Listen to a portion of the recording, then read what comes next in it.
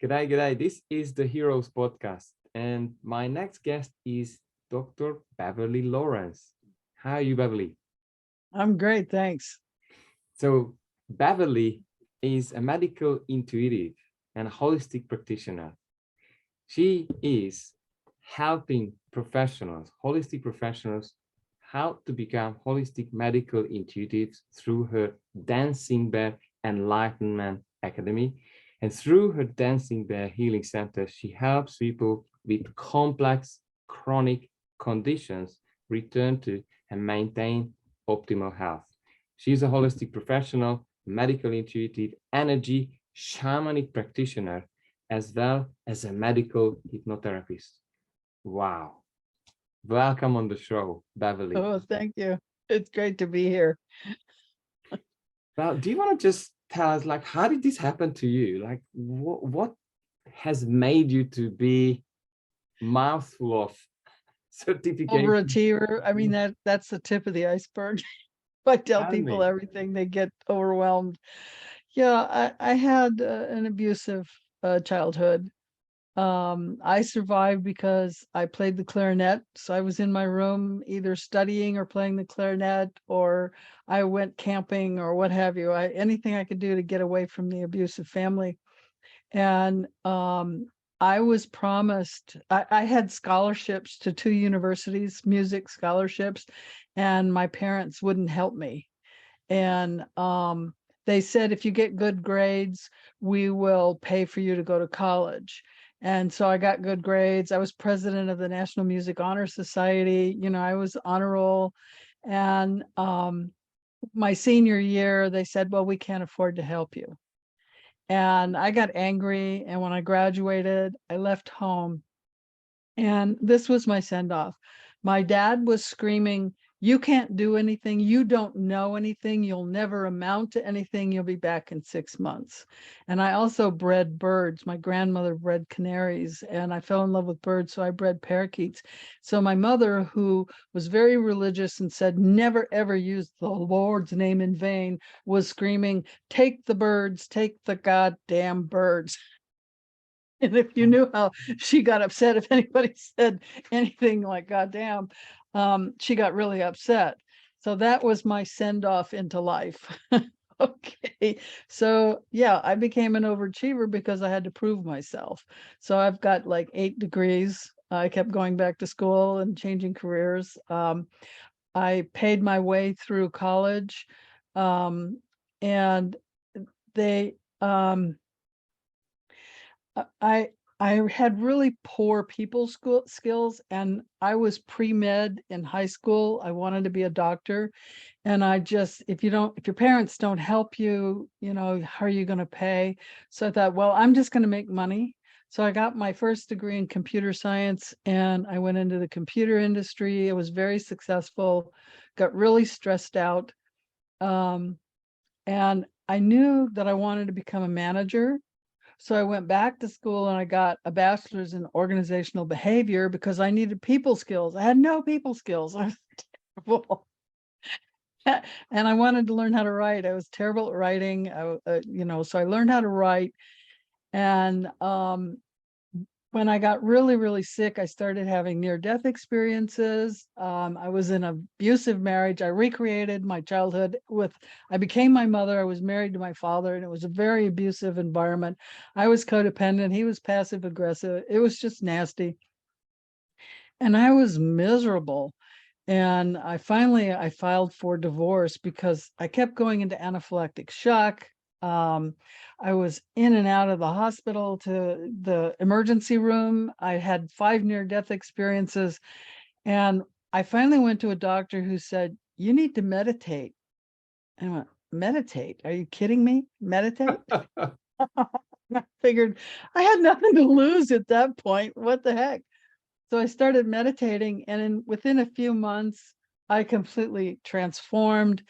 And now I'm speaking to these spirit helpers, and they're giving me guidance and telling me what to study. So I did this 3-year shamanic training program and a bunch of other shamanic training. I studied energy healing. I went into mystery schools, really, really changed my life. And I went from having cancer and fibromyalgia and leaky gut, and I had a long list of things wrong with me. I carried a huge purse full of medicines to keep me alive in case I went into anaphylactic shock again. And all of a sudden, my shamanic journey, my cancer was just spontaneously healed. I went to the doctor. He goes, I don't understand this, but your cancer is going away. And people saw me changing and transforming and getting healthy. And they said, what are you doing? And I said, well, I did this and this and this and this. And they said, well, will you help me? And I went, okay. So, I had a consulting company, ADBO Consulting. I still have it, but it's not as active. So I made a lot of money working part-time. I had a six-figure salary, working 20, 30 hours a week, about 6 months out of the year. So I had time to do all these classes and things. And so I didn't charge people. People came to my house, friends, friends of friends, friends of friends of friends. Then one day a stranger shows up. And we went back 6 people that had referred her to me, and I didn't know any of them. And she says, what do you charge? And I went, I don't charge. I just helping people, it was just something I was doing. She says, well, you should. And she gave me money. And I went, oh, well, I guess if people I've never heard of show up and want to pay me money, I'll open a healing center. So that was, back then I called it the Dancing Bear Alternative Healing Center. Dancing Bear comes from a shamanic journey, another long story we won't go into. So weekends and evenings, I'm doing healing work. And I did that for a number of years. I became a medical hypnotherapist. I was using hypnotherapy and energy healing and shamanic healing, all kinds of different things. And then my spirit helper said, you're going to move to Arizona and go to medical school. And I went, okay. Well, then after that, Silicon Valley crashes. So I survived that. And then 9/11 happened. And right after 9/11, I was told, now you're going to move. I said, okay. So I moved and went to naturopathic medical school. So I did a couple of years of pre-med at the junior college because my background wasn't in medicine, it was computers. Yeah. So I had to do all the bio, the physics, the chemistry, the math, and all of that kind of stuff. And then I went to naturopathic medical school. And while I was there, I fell in love with acupuncture, but I didn't like their acupuncture program. So I quit their acupuncture program. Now I'm going to 2 medical schools, naturopathic and acupuncture. And then after 3 years at the naturopathic school, I realized I'm going to be $350,000 in debt if I keep doing this. So I quit the naturopathic and I became a licensed acupuncturist. I did go back later and I taught at that naturopathic school for over 5 years because I wanted to help them clean up their program. And I worked for one of my teachers that I learned from at acupuncture school. So as an acupuncturist, I can be an energy healer. I can do shamanic work. So I put people on the table and then I can go in my office and work remotely and do these other things. So they came to me for a healing. I have their permission. I do whatever other skills I have to help them. Now, some people come to me and they say, well, I want you to help me with a shamanic work, or I want to help with energy, but mostly they just come to me for acupuncture, knowing I'm going to do sound healing and light healing. I do all kinds of stuff. And then in 2020, that all got shut down. Long story. I won't go into the whole lot. That's another whole long story. But that's how I got started with the Dancing Bear Enlightenment Academy. So I had to go online. So I took the classes that I've been teaching for over 30 years. I made them online classes. And I started the podcast and the summit so that I could help spread this information and help other speakers like yourself to be out there and known in the world, because the world needs us right now with everything that's happened and with everything that's coming in the next couple of years. We need each other and we need to help each other. And so that's my passion now, is more of, instead of just one-on-one, but more group settings and global settings of how can we help humanity go through these changes. I missed that part. I did go back to school to get a PhD, and they said, well, you can't just get a PhD because you don't have the right degrees. So I got another bachelor's and another master's, and I have a master's in hypnotherapy. So I have like 2 bachelors, two associates, 2 bachelors, 3 masters, and a PhD. Well, I mean, can't keep up with the numbers, but this is just the ultimate self-worth transformation. Like, I haven't heard many stories of starting from such a traumatic childhood to someone in full circle and now able to help any facets of life almost. So did I hear that right now you're working mostly online, or is it fully? I'm fully online right now, so Yeah. people can book me and I just work. I can use, if they need acupuncture, I show them pressure points and use essential oils or Bach flower essences. Or I will, sometimes what I'll do is I'll do a shamanic, I'll do a journey, and then I just remotely heal them. Mm, Well, I don't, you heal yourself. yeah. People need to know that. All I do is change the energy and the vibration, either through energy work or shamanic work, working with my helpers to help the other person. And we just do that through the internet. Well, Um, love it. Uh, so who is a typical person or ideal client who come to you? well, if they're coming to me for a healing, those are people that, they say things like, I've been everywhere and tried everything, Mm, and they don't know what else to do. And that's when I tune in at a soul level. I do soul to soul communication. What does this person need? What's their blockage? What's the barrier?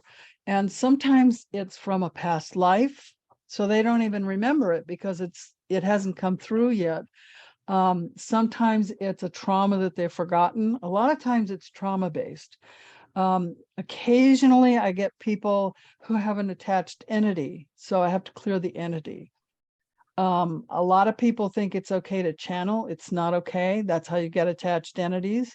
Or if through the trauma you've had in your life, your energy is too open, then you can get these attached entities. A lot of people drink or do drugs and you get attached entities that way. I don't drink, I don't do drugs. And that can really affect people. Their chakras may be messed up. So sometimes you have to rebalance their energy in their body. But I mostly today am trying to help coaches and other holistic professionals, whether they're a naturopath or a chiropractor or an acupuncturist, to be able to just look at people on the screen, because we're all using Zoom now. How do you look at someone's face and know immediately what their underlying issue is? And I do it based on the 5 elements.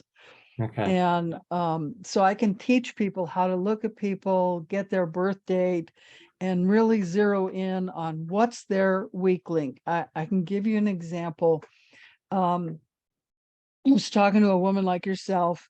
She had a podcast. That's what I mean. She wasn't a Mm, man. It was just a woman that had a podcast. And she said, well, give me an example. And I said, well, you're an air sign. And so your weak link is the lungs. And she says, no, I have digestive problems. I have celiac issues. And then I had pleurisy. And I says, well, the lungs are there. There's a yin and a yang. And the yang energy of the lungs is the large intestine. Well, celiac is the beginning of the large intestine. And pleurisy is the sac that holds the lungs. she wasn't aware of that, huh? It's like that is your weakness. And when you know what your weakness is, and there's foods you can use, there's different things you can do to support those systems. Mm, So, if you're an earth sign, then it would be stomach, spleen. And so a lot of earth signs get diabetes. So, then when you say spleen in Chinese medicine, I tell people, think of the pancreas, and the pancreas creates the insulin. So when you start to understand that, now you understand how to heal people. And it's just all based on 5 elements. So Beverly, I'm just wondering, I had a few thoughts myself, but if someone is keen to learn about all of these wonderful things that you talk about, Mhm. and where could they learn about the way you approach illness or maybe trauma, the sickness? Have you got a website, or how could they find out about themselves? Because I think there's a new medicine needs to replace the old one, and you are Yes, absolutely the messenger that, hey, don't get on the the bandwagon. old medicine is You obsolete. It creates diseases that don't exist. They make Mhm. up diseases. In Chinese medicine, there are no diseases, there are patterns. And Yeah. every person has a unique pattern. Now, some people have similar patterns, but I don't treat everybody the same. I treat everybody based on their particular pattern. Now, if you're an American, a lot of Americans eat junk food, they eat fast food, so they have similar patterns, but it'll vary depending on which element you're predominant with as to which thing breaks. So I have my main website is Dr. Dr. Beverly, Beverly Lawrence, Lawrence, and it has links to everything I do. I have like 8 websites. Um, so if you go to my podcast, I have done podcasts on each of the elements and what they are, what they mean. I brought in, I've been bringing in energy systems for decades. And in my classes, I was teaching people all these energy systems because people think Reiki is the only energy. It's one frequency. Mm. Okay. My PhD is on frequency healing. Okay. So Reiki is one frequency. It is not the only one.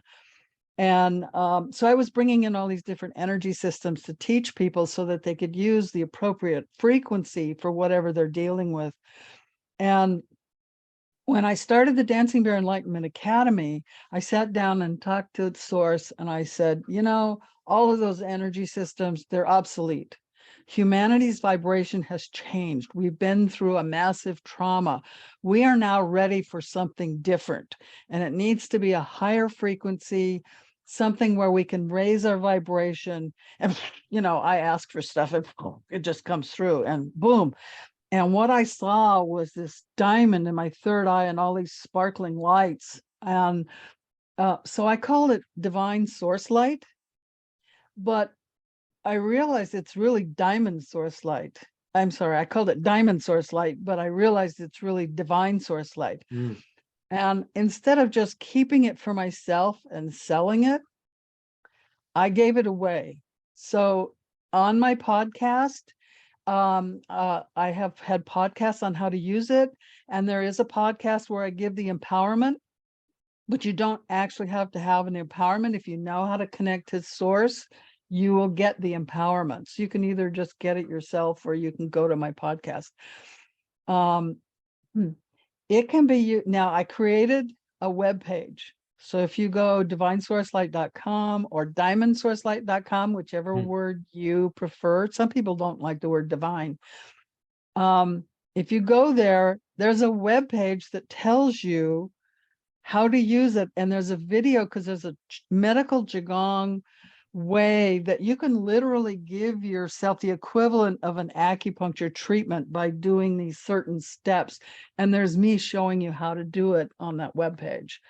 So I just give all of that away. Of course, in my master program, I go in more depth on how to use it. And I did a meditation. I do live meditation every Thursday night. And the Mm. last meditation that I did, I actually went through using that energy as part of the podcast, as part of the healing. So I talk about it all the time and how to use it to balance your chakras, to clear your entities. And I recommend using it every morning when you first wake up, and every evening before you go to bed. And if you can't spend 10 minutes twice a day to do that, to connect to source, to bring in the energy, to balance and clear yourself, then I'm sorry, you must not care about yourself, because it doesn't take that long, and you're just connecting to source, and you're just bringing in the energy and giving yourself what you need in that moment to be healthy.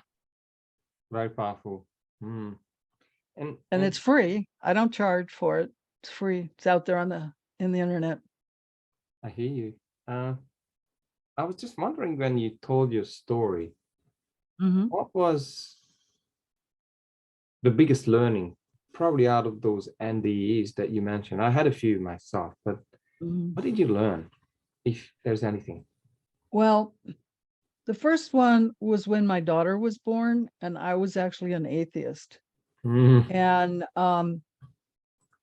I almost died giving birth. I spent more time in surgery afterwards, and because they had given me medication during the delivery, I was awake during the surgery. And then they were leaving. Everybody was leaving me.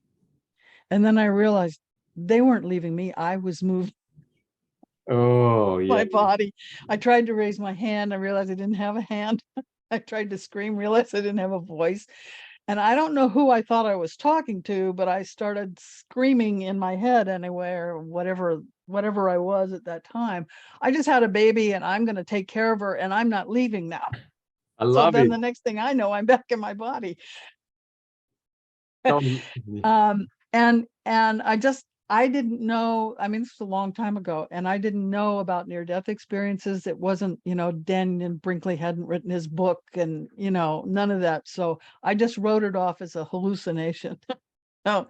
Oh, wow. And one of my near-death experiences was induced. It was part of my becoming a shamanic practitioner. So Yeah. after 3 years, at the end, they induce one.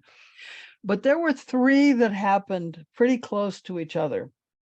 And these three really had an impact.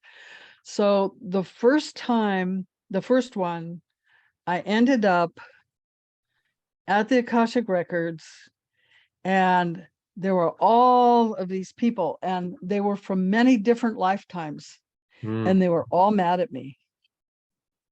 There was just thousands of them, and they were really angry.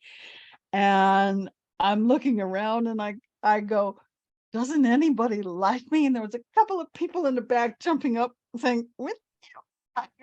And I thought, oh my God, I have to change my relationships with people. I have to change how I act, how I talk. mm, And then the second time I was there, and there were not quite as there were still hordes, but not as many. And there were more in the back that were speaking up for me. mm, And when I had the third one, there was still people there that didn't like me, but not so many. And there were lots of people who are now saying, yeah, okay, we like her. And what I realized from all of that is everybody around us are all people from the past. Those people from the past lives, they're here now with you. absolutely. It's a And game. if you change your relationship, especially with your family or your friends, there's a reason why you're a friend. It ripples back. Time doesn't exist. It's an illusion. Mm, And I've started meeting people where we recognized each other. One of my good friends, we remember a past life. It was in the 1700s. We both lived in England and we were professors. So you start reconnecting with people. And I've had people find my picture on the internet and contact me. One of them, he called his wife over and he said, look at this woman. I know her. I remember blah, blah, blah. And she says, I went to school with her. I went to medical school. She was in the naturopathic medical school with me. And she says, I know her. I can call her. So she called me and said, my husband wants to meet you. We got together and we were like two adults who hadn't seen each other since kindergarten, remembering our past lives when we were monks in China. I love And this. when I was in China, I did something as a monk that I felt guilty about. And I carried that guilt over lifetime after lifetime after lifetime. And I've met several of the monks that I knew back then who are all grateful for what I did. And I was able to let go of that shame so Mm, that I don't have to recreate it again, in the next life. So that's what people are going to start remembering very in the powerful. next year. All of humanity is going to start waking up and start remembering these things. And they're going to need coaches to help them through that. Wow, Beverly, far out. I've got goosebumps because when I work with the subconscious mind, I'm open to experience whatever comes for the client. And I, like in many cases, we end up in full sensory experience in previous lives. And Mhm, I'm not mhm, here to condemn and judge. I'm helping them to clear it, resolve it. And mhm, as you said, yeah, people are hostages to things that happened way mhm, back in the past. mhm, I have a favorite book, and you may have seen it. It's called, it's Michael Newton's book, Journeys of the Soul. mhm, And this is sharing exactly case studies of people telling what was happening in between lives, all of those things, where they are almost just like these groups of souls playing out amazing new theater plays on the stage of life or earth to learn more about ourselves, maybe to mhm. experience who we really are. And Yeah, I'm familiar with Dolores Cannon's work, and I've done a lot of regression therapy myself. mm, I stopped doing it because I was doing that in California, and there were a lot of people suing the hypnotherapists because they were saying they were planting false memories. So now what I do is I just help people, and if they spontaneously go there, I go with it. Otherwise, I yeah. don't regress them there, Mm, because I don't want somebody coming after me saying I planted that. But I remember my past lives now. They've come back to me. And it does change your life when you start to put things in a bigger perspective. Can I share something with you that happened today? please, Beverly, this is I just went through something, and I find when I go through something, then other people are going to start going through it as well. mm, And lately, I've been listening to a lot of drumming. I don't know why. I've just been listening to a lot of drumming. And I learned when I spent a week with these Tuvan shamans, and I learned throat singing. And this particular thing I was listening to was a combination of throat singing and drumming. And I just dropped into a meditative state. And, you know, when you see things either in a dream or in your third eye, it's like a 2D movie screen, like watching TV, right? mm. Well, when I dropped into this, all of a sudden, I was seeing everything in 3D overlapping with time. Every shamanic journey I had ever been on, all of a sudden I saw all of them at the same time, and they were in 3D, and they were, and what struck me was not that I saw it in 3D and that it was infinite time, Mm. but that my mind could comprehend it. The no time, right? Yeah, because when I talk to people who say when they had a near-death experience with drugs, Mm. that all of a sudden they saw all of time and everything all at once. And it struck me that that's what I was looking at. Only I don't know why I was shown all those shamanic journeys I'd ever been on, but maybe because I was listening to drumming, but that it didn't overwhelm me and it didn't surprise me. That I could just see it, and I was just observing. And I believe that that's coming for all of humanity as we grow and progress. And, people say, well, let's raise our vibration. Do you know what you're asking for? Do you realize it's going to happen when you do that? Mm. And one of the things that will happen in fifth density is you will no longer be stuck in a particular dimension or time. I love it. You can move through time and dimensions.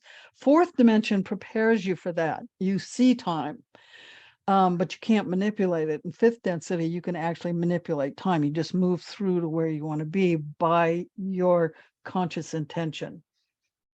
So I just thought I'd share that.